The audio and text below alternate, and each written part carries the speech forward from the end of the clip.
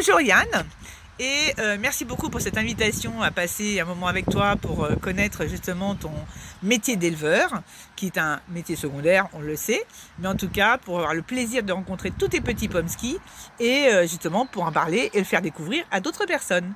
Alors dis-nous, comment tu as découvert le pomski? Bonjour Véronique, c'est un grand plaisir de te recevoir au Jardin de Quiché ici aujourd'hui. Alors oui, effectivement, c'est une histoire pour nous qui remonte à 2018.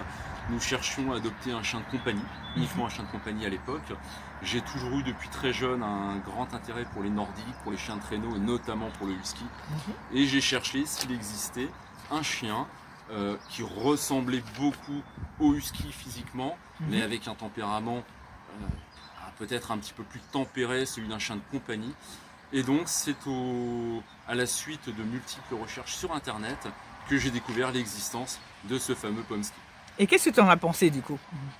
J'ai été très surpris, très émerveillé par la beauté de ce petit nordique absolument magnifique, avec toutes ses allures lupoïdes et la beauté des plus beaux primitifs, mais de plus grande taille que nous connaissons tous.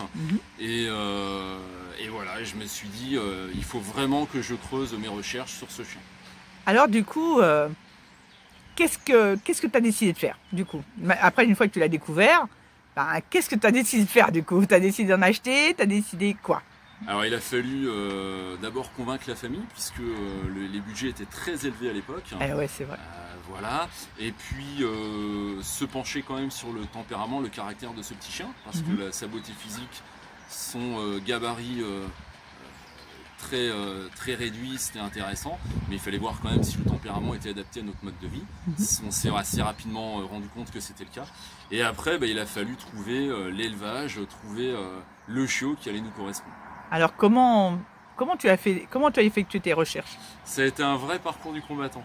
On a d'abord regardé ce qui existait en France, sachant que le pomski commençait tout juste en France à l'époque. On parle d'il y a 7 ans en arrière, il y avait 4 ou 5 élevages vraiment très connus en France, mais pas tellement plus. On en était encore à la première génération de pomski à cette époque. En France en tout cas. En France, en F1, donc les résultats des portées étaient encore relativement aléatoires. Beaucoup de grands gabarits, beaucoup d'yeux bruns. Je voulais un petit gabarit, je voulais des yeux bleus, je voulais un physique très husky. Donc on s'est assez rapidement rendu compte qu'en France ça allait être compliqué. Bon. Et donc du coup, tu as orienté tes recherches peut-être au berceau? C'est ça, on est parti, on s'est orienté vers la mère patrie du pomski, si on peut dire, c'est-à-dire vers les États-Unis. Alors comment tu as sélectionné les éleveurs du coup? Qu'est-ce que tu as fait comme démarche en fait? Est-ce que tu as écrit directement aux éleveurs que tu as trouvés, ou est-ce qu'on t'a peut-être recommandé des éleveurs peut-être? C'était un petit peu l'ensemble de plein de choses. J'ai fait beaucoup de recherches sur les éleveurs américains, effectivement. J'en ai contacté un très grand nombre. Je me suis heurté à la principale difficulté de l'époque. Oui, il y avait beaucoup plus d'éleveurs de pomski là-bas. Ils étaient beaucoup plus avancés que nous, aussi bien au niveau des générations, mais même au niveau de l'aboutissement du chien. Là, on avait vraiment de très beaux sujets dès 2018 là-bas. Après, ce qui a été compliqué, ça a été de trouver un éleveur qui accepte d'exporter un de ces chiots en dehors des États-Unis. Et puis surtout qui ne te connaissait pas. Absolument. Oui. Absolument. Et donc du coup, combien as-tu ramené de chiens? C'était des mâles, des femelles? C'était quelle taille éventuellement? C'était quoi? Alors on cherchait nous un petit mâle de taille mini, gris et blanc aux yeux bleus, ce qui était mon rêve.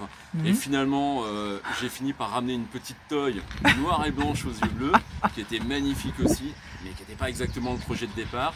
Et au départ c'était uniquement elle, le projet c'était vraiment un petit chien de compagnie. D'accord, donc même importé des États-Unis, tu aurais voulu au départ vraiment qu'en faire un chien de compagnie, même d'importer d'aussi loin. Tout à fait. D'accord. J'étais suffisamment fou pour ça à l'époque.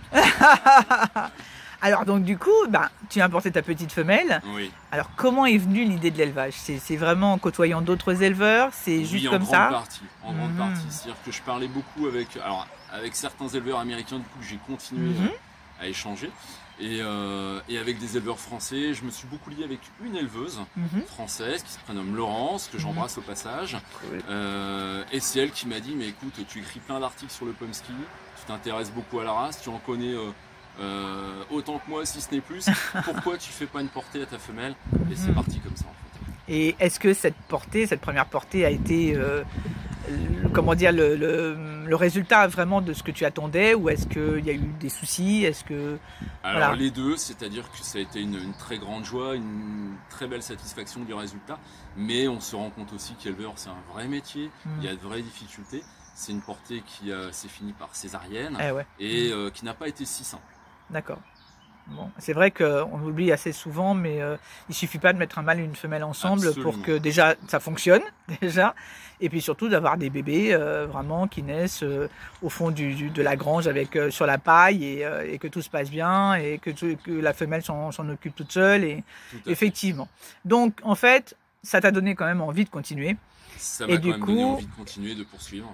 D'accord. Et du coup, est-ce que tu en as acheté d'autres ou est-ce que tu as voilà, qu'est-ce que tu as fait après? Absolument. Alors Mhm. Quiché, notre première petite femelle, est restée à peu près 1 an et demi toute seule, le temps de Mhm. l'éduquer, de créer un vrai lien avec elle. Mhm. Et puis petit à petit, l'idée d'avoir un petit élevage familial est née. Mhm. Et nous sommes allés chercher d'autres chiens aux USA. Génial. Et c'était ce que tu attendais aussi? Ça a été Oui, tout à fait, tout à fait. vraiment au niveau du type, du caractère, fait. tout ça, c'était vraiment ce que tu voulais. Tout à fait, tout à fait. C'était vraiment un petit nordique avec la beauté d'un chien primitif, Mhm. mais le tempérament d'un petit chien de compagnie. Avec des différences d'un sujet à l'autre, bien sûr, hein, Mhm. mais globalement, on était plutôt contents. Ouais. C'est ce qui Génial. a fait aussi qu'on est tombé amoureux de cette race. Bah, c'est vrai que c'est... Enfin, moi-même, je suis tombée dedans vraiment par hasard, hein, il y a 2 ans, et sans en posséder, mais j'en suis red dingue. Ça, c'est Tout à vrai. fait. C'est vrai on tombe facilement amoureux donc, de ce chien qui est... effectivement, qui convertit beaucoup de monde parce qu'il représente ce que les gens recherchent. Donc effectivement, cette apparence de petit husky, et en ayant un tempérament d'animal de compagnie vraiment presque à l'état pur, on va dire ça comme ça, puisqu'il y a très peu de problèmes de caractère dans l'ensemble de ce qu'on peut voir sur les groupes Facebook où il y a beaucoup de propriétaires de pomsky. Il est assez rare que remontent des soucis de tempérament vraiment qui ne puissent pas être résolus, on va dire ça comme ça. Tout à fait. Bon bah super.